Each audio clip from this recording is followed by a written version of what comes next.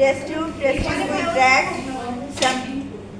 Test tube holder, spirit lamp, sample হচ্ছে supplied sample, urine আর সে গ্লাসিয়াল অ্যাসিটিক অ্যাসিড। প্রথম হচ্ছে টেস্ট টিউব।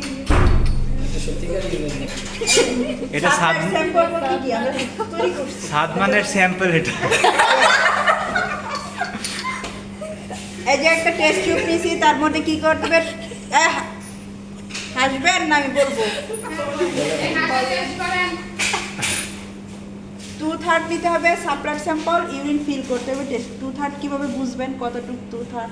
তাহলে এটা একটা টেস্ট টিউব, 3 ভাগ করবেন, 1 2 3। তাহলে আমি 1 2 2 ভাগ নিব।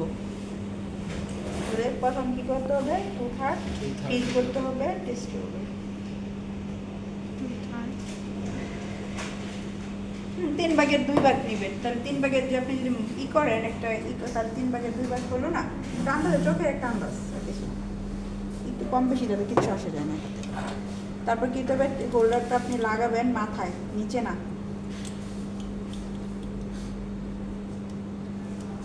আমরা বেনেডিক্ট সলিউশন কোথায় হিট দিছিলাম? বেনেডিকে কোথায় হিট করছিলাম? লোয়ার পোর্শনে হিট করছিলাম। এখন কি করব? আপার থার্ডে হিট করব। বেনেডিকে লোয়ার পার্টে করি, আর হচ্ছে প্রোটিনে হিট কোয়াগুলেশনে করি আপার থার্ডে। আমরা এটা হচ্ছে আপার থার্ড, এবং ওয়ালের দিকে এভাবে হাতটা আমি যে পজিশনে রাখছি এই পজিশনে রাখবেন। নো এভাবে এভাবে এদিক সেদিক আপনার ওয়াল বরাবর রাখবেন, তাহলে আপনার অ্যাক্সিডেন্ট বা হ্যাজার্ডটা হবে না। যদি ওইটা আপনার ফ্ল্যাশ করে ওয়ালে যাবে, আপনার শরীরে তো আসবে না। ওই যে দিতেই থাকবেন হিট, অন্য মনস্ক হয়ে এত মন্দ যাইব না, এটা থাকতে হবে।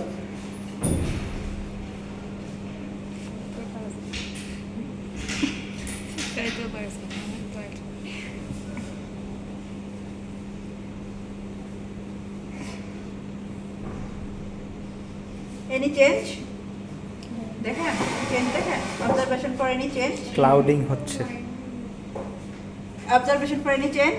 দেখছেন সবাই চেঞ্জ, Clouding হচ্ছে। চেঞ্জ বোঝেন আগে, এটা তো চেঞ্জের ব্যাপার। তাহলে এটা কি টার্বিডিটি দেখা যাচ্ছে, তাহলে এটাতে আমরা কি আছে? প্রোটিন আছে না ফসফেট আছে, এটা কিন্তু আমরা জানি না এখন। আমরা একটা ইউরিন স্যাম্পল নিছি, সেটাতে হিট করছি, তারপর একটা কি আসছে? টার্বিডিটি আসছে বা কার্বনেস আসছে, কিন্তু এখানে প্রোটিন আছে না ফসফেট আছে আমরা কিন্তু জানি না। সেই জন্য কি করতে হবে? এই যে গ্লাসিয়াল অ্যাসিটিক আছে সেটা 3 ড্রপস অ্যাড করব। 1 2 3। এখন কি হয়েছে? এটা চেঞ্জ হয়েছে। আগে যে টার্বিডিন ছিল সেটা কি আছে? যেহেতু আছে তাহলে এটা কি? প্রোটিনটাই আছে। তাহলে ফসফেট যদি থাকতো, এটা যদি তাহলে এটা যে আপনি কিছু দেওয়ার পর ব্যানিশ হয়ে যাবে, ক্লিয়ার হয়ে যাবে। যেহেতু এটা ক্লিয়ার হয় না, তাহলে এটা কি আছে? প্রোটিন আছে। তাহলে এটা কি প্রেজেন্ট ইউরিনে? Protein present.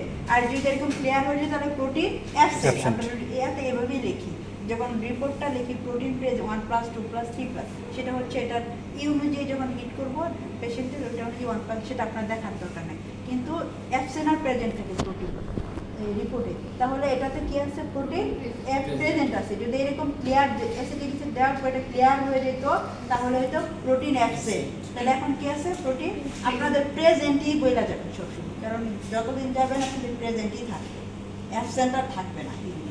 আপনারা যখন করবেন প্রেজেন্টই থাকবে।